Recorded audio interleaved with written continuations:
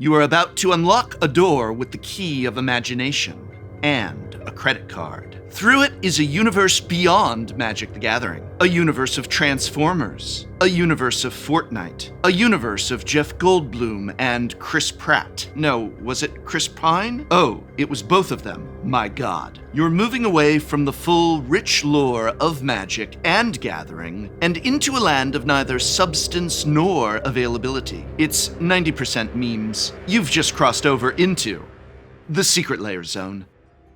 July 29th, 2024. Amid the glitz and the glitter of a bustling new standard set, the new Secret Lairs were a star in their own right. But now, something is about to happen that will change all that. Many Magic the Gathering players stepped into the Secret Lair queue and into a nightmare. The Magic the Gathering Ultimate Edition is happening once again, and this time it's happening to you.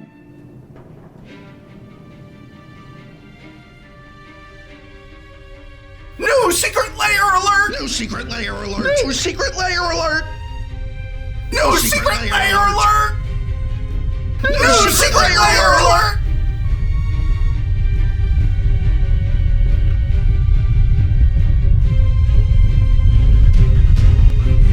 New Secret Lair alert! I want off this ride! New Secret Lair alert! Shut up!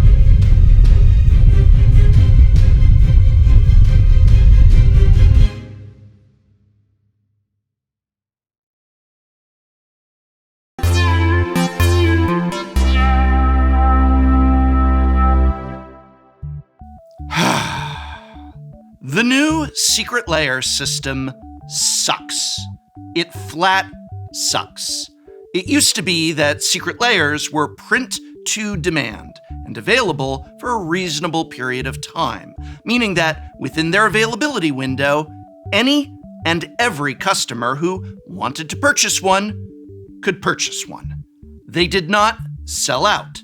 There was no line, there was no wait in the digital queue to buy one. And now, 2 days ago, Magic the Gathering players were once again subjected to this new Secret Lair system, a system in which Secret Lairs are available in such limited supply that they sell out within the first few hours, where you now have to wait in a digital queue for, and I kid you not, in my case, over 1 hour.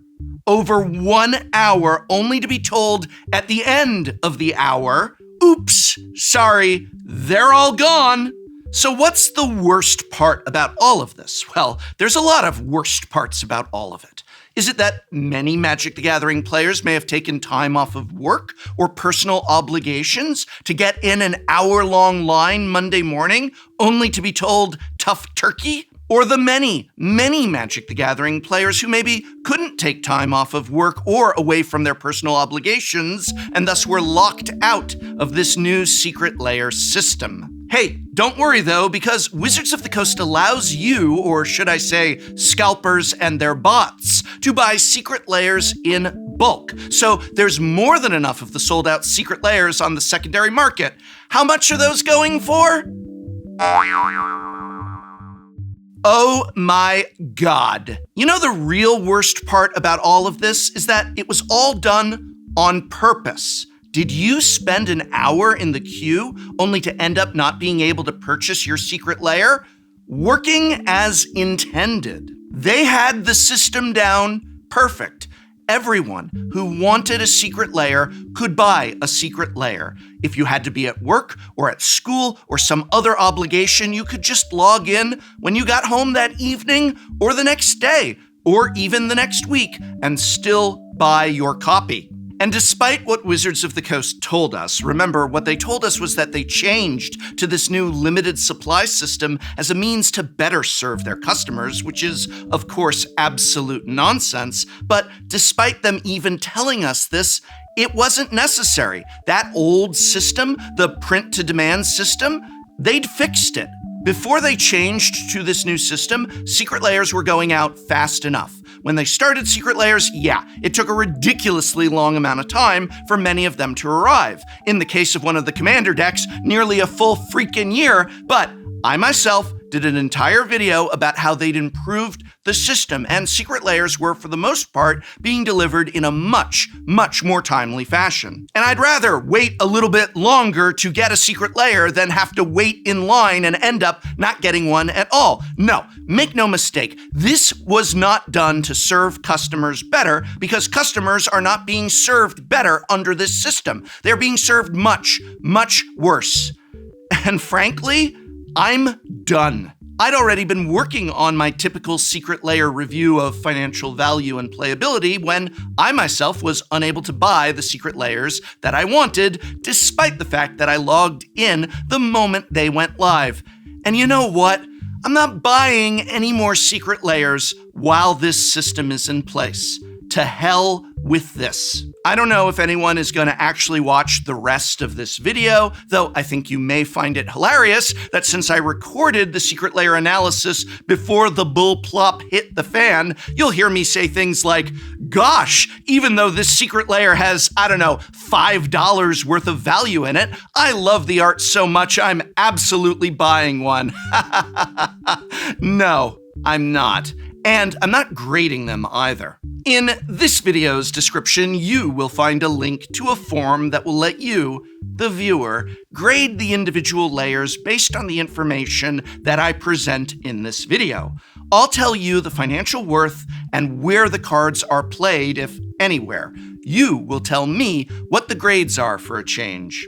Oh, and you'll also find a link to a form to give Wizards feedback about your own feelings on these secret layer changes. Now, as always, please be polite, as the individual working customer service, as well as whoever runs WotC's Twitter or answers their emails, etc., has absolutely nothing to do with this, so you don't need to be an asshole to them. Offer your feedback, move on with your life. I know I'm going to. Oh, and of course, the best feedback you can give is not a survey or a tweet or even a TikTok. The best feedback is simply how you spend your dollars, or if you are a Canadian, how you spend your maple leaves. But that, of course, is entirely up to you. As for me, I'll be giving away boxes and boxes of Bloomborough on my next Whatnot stream.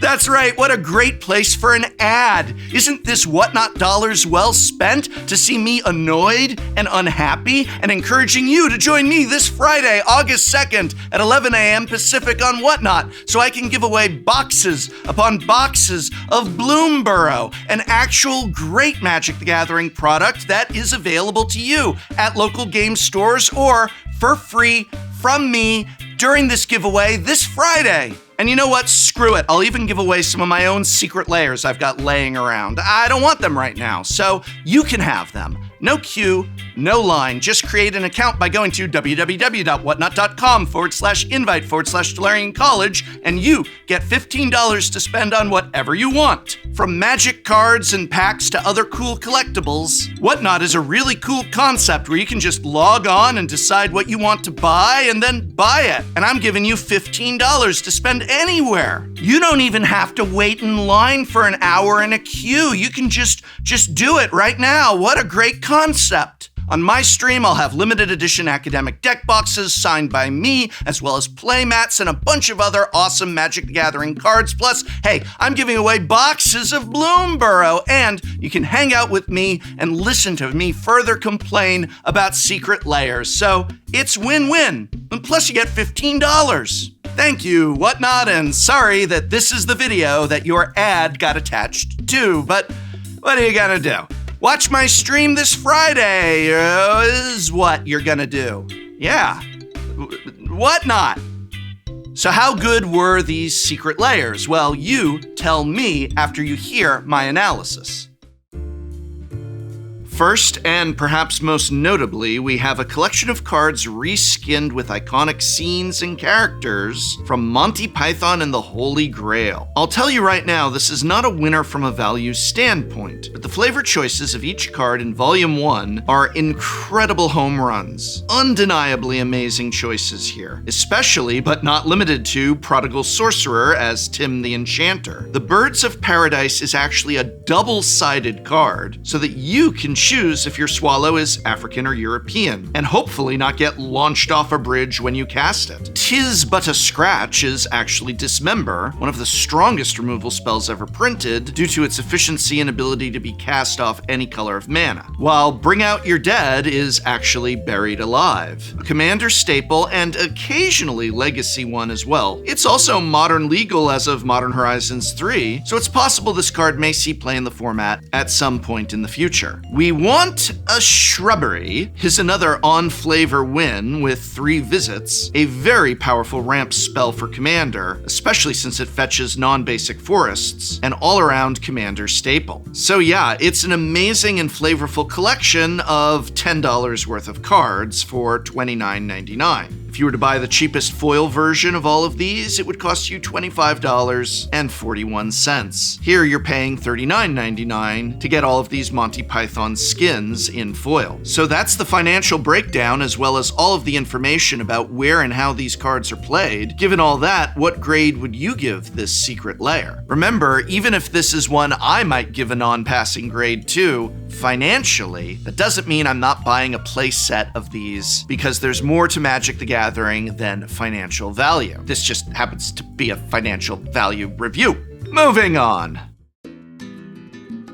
Oh look, it's more Monty Python and the Holy Grail Secret Lair cards. And this one is just 3 cards and 1 token, which is borderline insulting. Not to mention the fact that the total value of this is even worse than the last, but flavorfully, yeah. We've got Door to Nothingness as the Bridge of Death, a fun alternate win con in Commander, and occasionally makes its way into the Karn wish boards of Aspiring, Spike Brews, and Modern. Ashnod's Altar is Sir Bedivere's Scales, one of the best sacrifice outlets in Commander, though like many cards these days, it doesn't see much play anywhere else. And the Castle of is Dark Depths, one of the strongest cards in Magic the Gathering. End statement. It's a legacy staple mostly, but if your local game store holds non-ban list Modern Nights, then it's a mainstay of those events. And yes, the token is Marit Lage, otherwise known as the Beast of a powerful token, but it's a token. And it's less than $10 of value here. Why is there only 3? Look, it's brilliant, okay? It's Monty Python. The references are fantastic. They had 5 cards in the Volume 1 Monty Python collection, and one of those cards was double-sided, which I hear is very hard to produce outside of a double-sided standard set, so they went to bat there. Why is only 3 cards and a token here? Anyway, $9 and change of non-foil value, $13 and change of foil value. Yeah, I'm buying it. You're buying it. We're all buying it, but what's the grade? Be honest, what's the grade? Anyway, I gotta go buy this. God damn it, Wizards, it's too good. Cheapskates. Both can be true.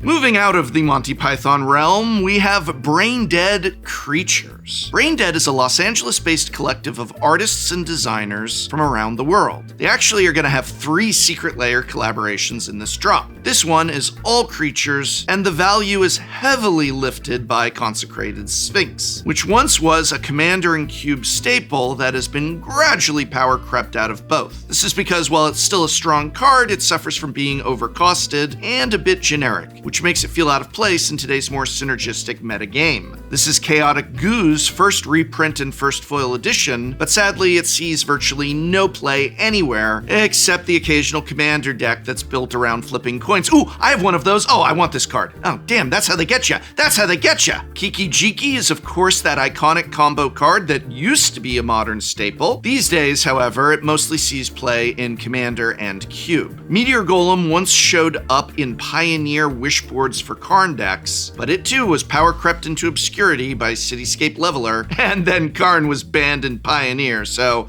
well, you can play it in Commander. Also included is the famous Wormcoil Engine, one of my favorite cards of all time, which still sees play in Modern Tron and, of course, Commander artifact decks of all shapes and sizes. Total value here is $42.69 for the non-foil version, and over $50.45 for the foil version. Keep in mind that price does not include Chaotic Goo, because Chaotic Goo has no foil version. So what grade would you give this Secret Lair given these values? Well, if you like the style, there's 2 more drops. The The next of which is literally called Staples. Hey, it's been a recurring joke that we'd love to just see a secret layer drop called Magic Staples, so what are included here? Well, it's Commander Staples, Soul Ring, Thought Vessel, Command Tower, Skull Clamp, and Lightning Greaves. 2 of these are tattoos, complete with a photorealistic leg. The other 3 are hard to describe. Again, art is always going to be subjective, which is why we focus on financial worth, of which there's not too much, because the problem with designing a secret layer drop around cards everyone needs is they're also cards that everyone already has. And Command Tower is only an 8-cent card, with Thought Vessel 85 cents, Soul Ring about $1 a piece, and the only 2 cards of real value being Skull Clamp at $5 and change and Lightning Greaves at $4 and change, though that last one might go up on the off chance that Shuko is banned in Modern instead of Nadu, because then Lightning Greaves will immediately take Shuko's place in those Nadu decks. Nonetheless, as of today, this is only $12.26 in non-foil value and $21.62 in foil value. So what grade would we give this drop on financial value alone?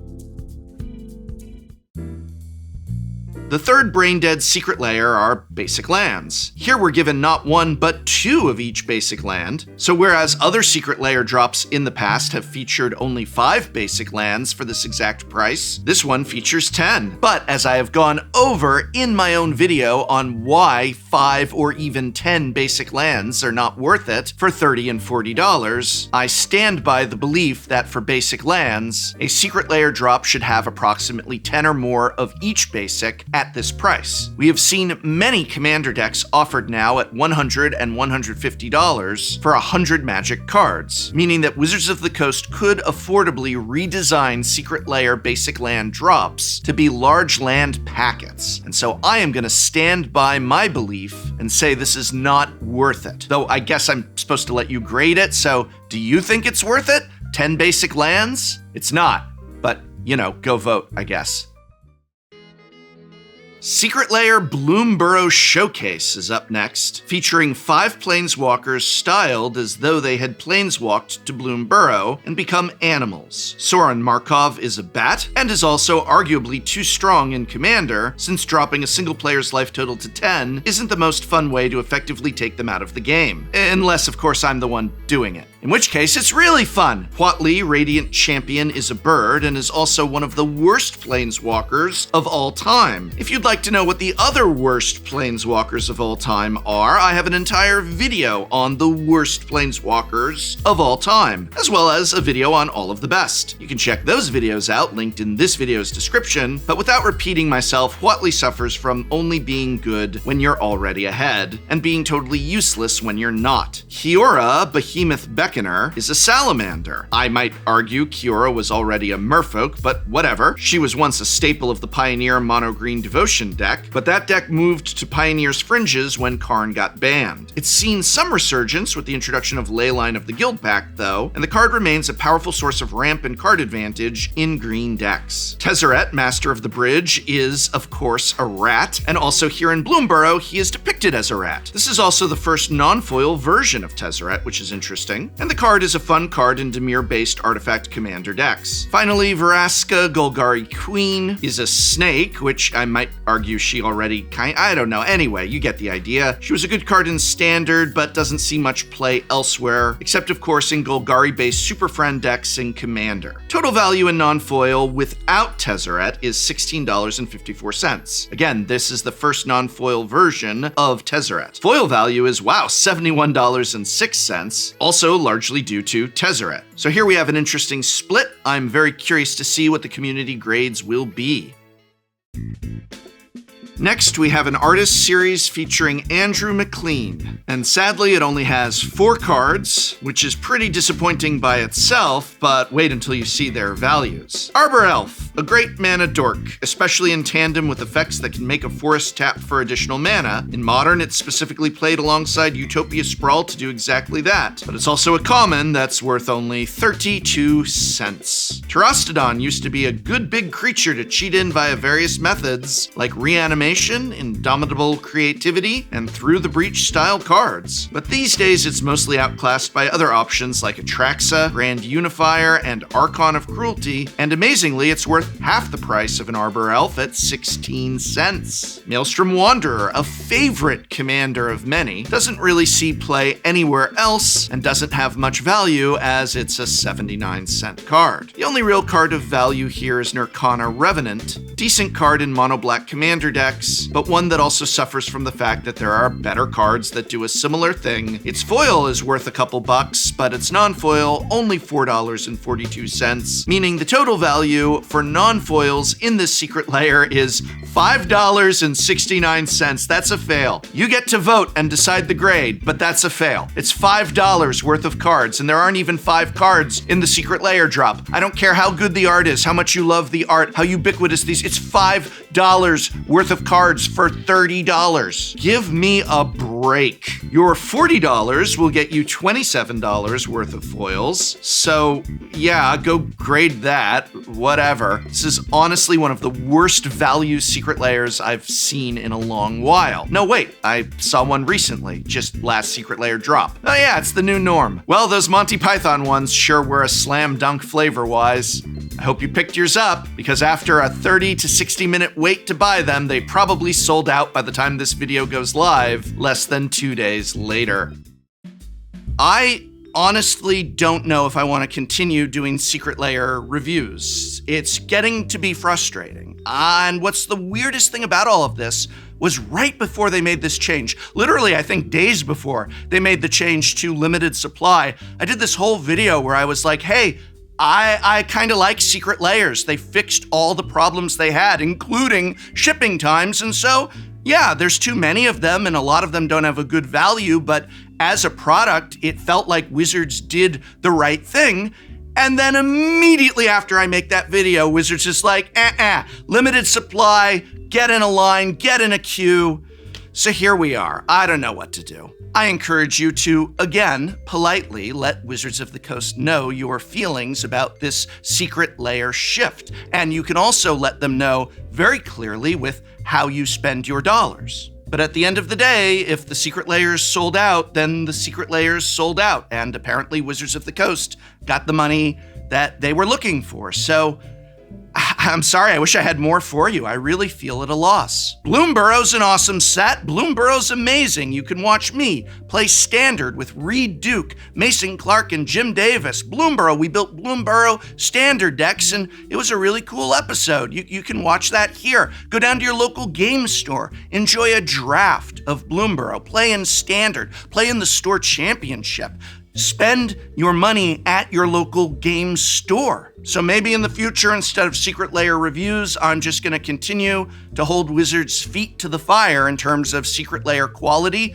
And quality has to do from the very start with whether or not I can even buy the product and how well they are able to deliver it to me. So maybe that's the direction we're going in now. And yeah, remember that this Friday on Whatnot at 11 a.m. Pacific, you can walk away with one of several Bloomburrow booster boxes, a gift from me to you. Plus, you get $15 when you use my code to sign up at www.whatnot.com/invite/Tolarian College. Whatnot, thank you for sponsoring this video. I'm sorry. I'm so sorry. It's more Wizards' fault than mine.